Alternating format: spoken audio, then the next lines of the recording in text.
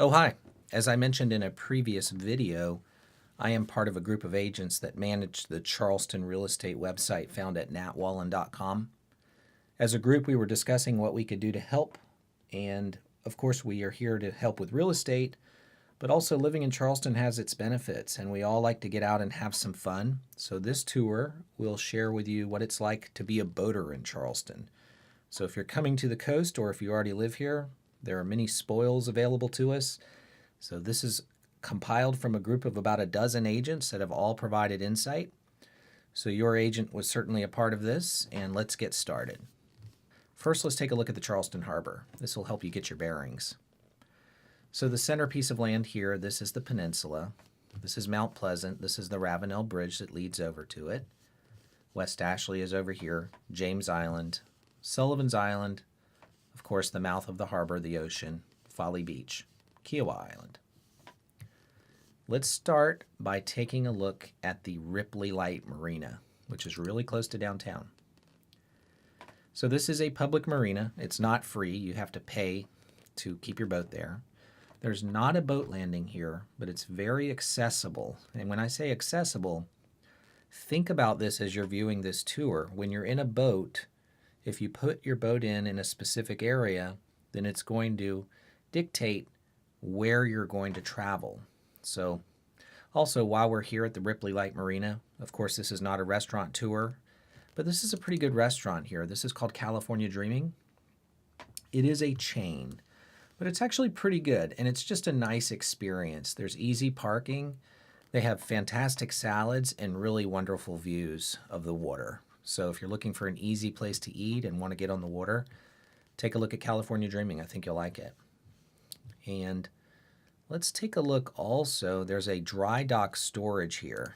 So if you're not familiar with what dry dock storage is, it's basically boat racks. So you put your boat up on a rack, and then they take a crane, like this one found here, and they put it in the water. So you call them up, they take it off the shelf, they put it in the water for you.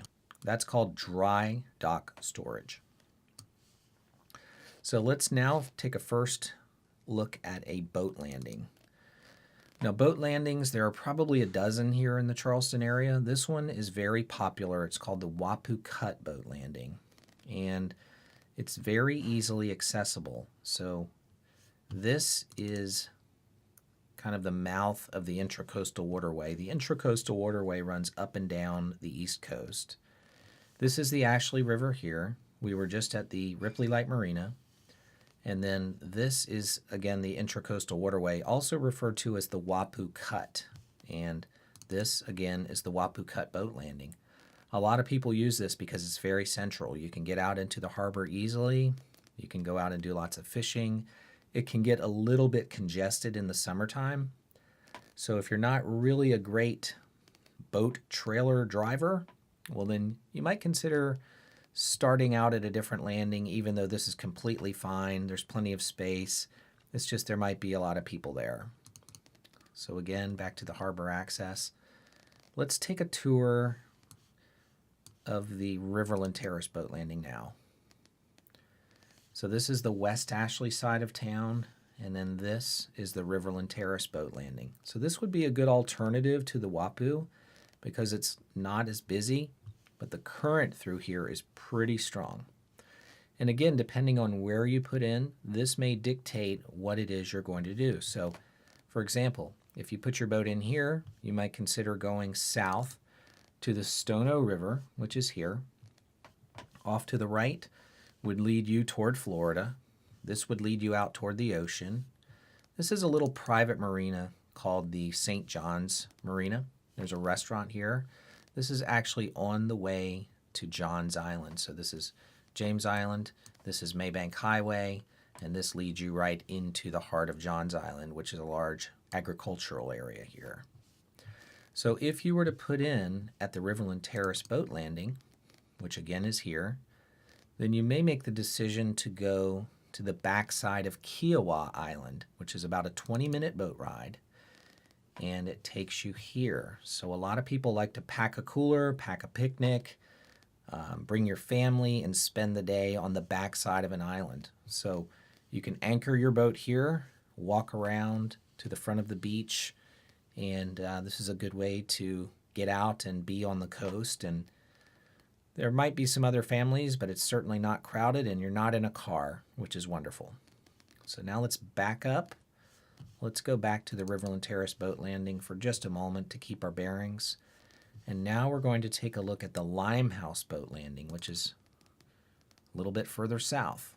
Now this is Main Road, so this is leading from West Ashley onto Johns Island. So that's the second way to get on Johns Island.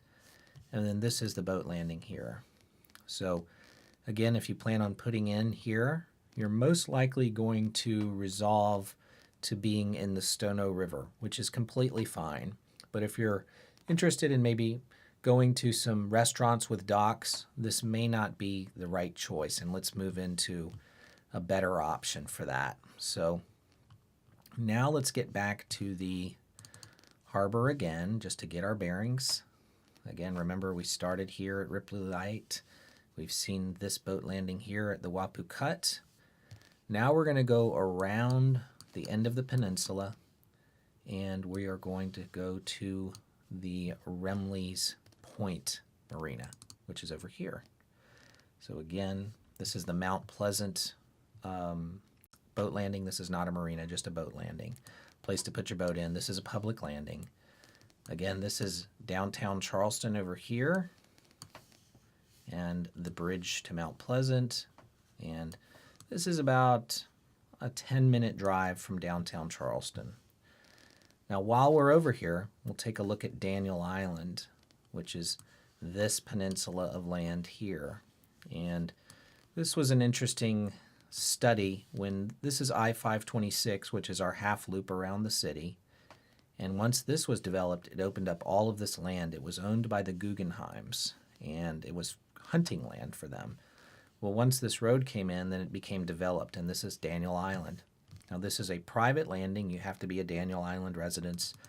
But while we're looking at boat landings, I thought I would show it to you. So here it is, just a little neighborhood boat landing that leads into Beresford Creek. And this large body of water out here is the Wando River here. Remember, here is the Ravenel Bridge. Here is the mouth of our harbor. Again, just trying to give you a lay of the land, for lack of a better term. The Wando River and the Cooper River. And then we were just here at the Daniel Island boat landing, which is, again, right here. So if you were to go back out toward the Wando River, which again is here, then you could go way up the Wando River to the Highway 41 landing. Now, unless you live out here or you're planning on doing some very specific fishing, I don't know if I would really recommend this landing. Now, if you live out here, it'd be great because it's easy access. But if you're looking to go out to some of the Barrier Island beaches or just into the harbor, this is a good 30-minute boat ride. Let's take a look at the street view so you can kind of see what it would look like from a car. So there's the boat landing. There's a little bridge that goes over the Wando River, and the landing is off to the right here, kind of beside this gas station. And then let's get back to the Cooper River, and we're kind of getting closer to downtown Charleston. So this is kind of a neat area. This is the Charleston Harbor Resort and Marina. So this is right across from downtown. In fact, they have ferries that lead across. We'll get a closer look here. This is the Yorktown, which is a naval museum here. There's a submarine and another warship, and of course an aircraft carrier here.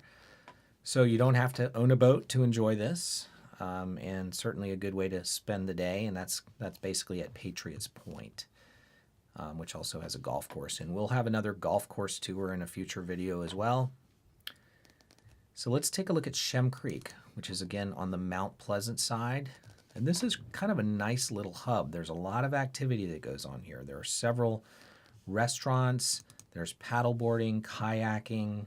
There's also a boat landing on the back side here. Just show it to you. So a little bit more of a perspective. So here's the harbor. Here's Shem Creek. You have to go slow through here in your boat because of all the activity. This is probably a 10-minute float, but if you were going full speed, it would take 4 minutes. I mean, it's not a long distance. And then let's take a look at the boat landing. I think we got a guy here that's putting his boat in the water, which is a good chance to talk about the type of boat to get here. So certainly you could get a large boat, but really, in my opinion, the ideal size boat for kind of inshore boating would be between a 17 and a 23-foot boat, because as you can see, they're easily trailerable, and anything larger than that, it becomes a little bit more of an ordeal, but you can certainly get out and be in the ocean in a larger boat. So it's really whatever your flavor is. Again, there's some rack storage over here. Let's take a look at, see, we've got more boats on shelves here. Now let's back out and let's take a look at the Tollers Cove Marina. So again, basically we're at Shem Creek, and we're going to come out into the harbor and basically come left. And let's take a look at the Tollers Cove Marina, which is on the outskirts of Sullivan's Island. So this is the causeway that leads from Mount Pleasant to Sullivan's. This is the Intracoastal Waterway. Remember, that runs north and south all up and down the East Coast. The Tollers Cove Marina right here. And there's not a boat landing here, and this is actually a gated community. It's a very nice residential community, but you can certainly get access with a boat here as well and stop and gas up and things like that. So that's Tollers Cove. Now let's look at something where you don't have to have a boat, which is really kind of a nice thing. This is the old bridge in Mount Pleasant. So this used to be the only bridge that led from Mount Pleasant onto Sullivan's Island. And you can see it no longer exists. But this is a great place to bring the family and go crabbing or fishing and just kind of enjoy the outdoors. And again, you don't need a boat. Right across from there is another not so well-known boat landing called the Sullivan's Island boat landing. It's right here. And basically it makes sense if you live on Sullivan's Island to put your boat in here. It's not really an ideal place for anything other than that. In fact, there's a gate here, and you may need to live on Sullivan's Island to have a key to this gate.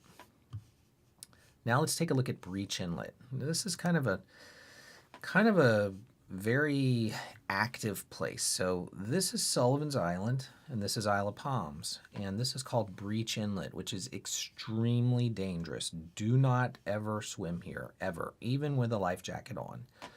The currents will pull you under, and over the years, I've probably heard of 5, 6, 7 drownings. So be really careful in Breach Inlet. Not to scare you, but better safe than sorry. So here is a boat landing, which is called the Breach Inlet boat landing, which is on the back side of the start of the Isle of Palms. It's basically right here. It's just a tiny little place. There's a seafood restaurant right here, which is pretty good. And let's take a look at it from the street view. So there it is. So that's the Breach Inlet Bridge. Beyond that bridge is Sullivan's Island. And here is the boat landing. So it's just a tiny little thing. Of course, you park your car here. And that's the Breach Inlet boat landing. Now let's take a look at a little bit more of a populated area on the end of Isle of Palms, which is called Wild Dunes, which is here. So basically this entire area, see where you see the golf course and this whole side, this kind of tip, the northern tip of the Isle of Palms, this is a gated resort community, which is a beautiful place called Wild Dunes. There's a marina, which is here. There is a boat landing, which is a public boat landing. And then this is the marina, which basically people who, I believe you can subscribe to this marina whether you own in Wild Dunes or not. But most of the people that have boats here have properties in Wild Dunes as well. And let's kind of get a look at the street view, which I think we'll see some people putting their boat in. Yep, so there you go. There's what it looks like on the ground. And now let's move way across town. Let's go south to the Folly Beach boat landing. And again, we're trying to cover all the possible boat landings here. So one more thing, if you were to put in at the Wild Dunes Marina, then mainly what you're going to want to do is just kind of enjoy this northern side of town. So for example, you could go to Capers Island. So there are several barrier islands that are not inhabited, and many times people pack a boat and a cooler, of course, and go to Capers Island, which is here. And you can kind of park on this beach and, before the ocean starts, and enjoy being on a deserted island, basically. So let's go to Folly Beach now, which is very south of where we are. From a car, from the Wild Dunes Marina, if you were to take a car to Folly Beach, you're probably looking at a good 40 minutes. But as the crow flies, or if you were in a boat, probably still a good, 20, 30 minutes. I mean, it's a good little distance. But this is the backside of Folly Beach. So this is Highway 171, or Folly Road, that crosses over the Folly River. And this is the Folly Beach Pier here. And then this is the boat landing that's basically right on the right-hand side as you get on Folly Beach. So if you want to do boating, in this side of town, well, then this would be certainly a good option. So now let's go back to the harbor for a moment, just so we can, again, kind of get our bearings here. So here we are back at the harbor. Remember this view, downtown, West Ashley, James Island. And now let's take a look at Fort Sumter. Fort Sumter is one of the forts that are off of our coast, and this is where the Civil War activity happened. There's a lot of history there, and you can actually get on a ferry boat. Again, you don't have to own a boat. You can go downtown and be a tourist for a day and go and tour Fort Sumter. So again, no need to own a boat and still enjoy the water here in Charleston. Now this is fun. Next to Fort Sumter is Morris Island, which is a deserted island, and basically it's here. And what we do is we take our boat, we park it here. You can see a few right there already. So people take their boats and their kids and their family and their chairs, of course, and their coolers, and they park, and then you can go and be on a semi-deserted island. I mean, there are obviously some people there, but it's a good way to spend a summer weekend. You can even camp out there, and you can walk around to the tip and then go out on the ocean side as well, which is fun. So now let's go back toward the harbor. Again, this is, kind of an overview. Here's downtown. This is the Ashley River. We started here at the Ripley Light Marina. Now let's take a look at just a couple of the different marina offerings in the area. This is the Bristol Marina, which is close to the Citadel, which is our military college here. The Ashley Marina. I actually used to live on a houseboat right here when I was in college. My dad and my brother and I, we got a houseboat, and my brother and I lived in it and went to school, which was not ideal for studying, but it was certainly a way to be popular in college. Of course, it was a lot of fun. And then next to that is the City Marina. This is called the Super Dock. So David Geffen brought his ship in. I think it was the 8th largest in the world, and he brought it in and stayed for a few weeks, and it was kind of a big, interesting thing. And let's head up the Ashley River, which I think is a little bit removed. This is accessed through North Charleston. So this is our I-526 loop that starts in West Ashley and kind of makes its loop around toward Mount Pleasant. And then this is called the River's Edge Marina. So if you were to put in here, I think the best thing that you could do would be to go and tour the plantations, which are kind of north up the Ashley River. Interesting thing about the Ashley River, up this way, they're back in the dinosaur times, prehistoric era. This was a big mating ground or birthing ground for the megalodon sharks. So a lot of people, it's world known. People come and they dive way up in the Ashley River and they find giant shark's teeth. So these were like 100-foot long sharks. So interesting. When you see the big shark's teeth, a lot of them come from right here. And let's go back to the River's Edge Marina, take a look at what it looks like in person. And there's the marina. Lastly, let's just kind of go right back to the harbor where we started just to kind of get our bearings. And there we go. So in a nutshell, living in the Charleston area, there's just lots to do. Whether you have a boat or not, I would strongly encourage getting out on the water. It's great being on the coast. Our climate is very temperate here, and it's just a great place to be. So thank you so much for taking the tour, and happy house hunting. Bye-bye.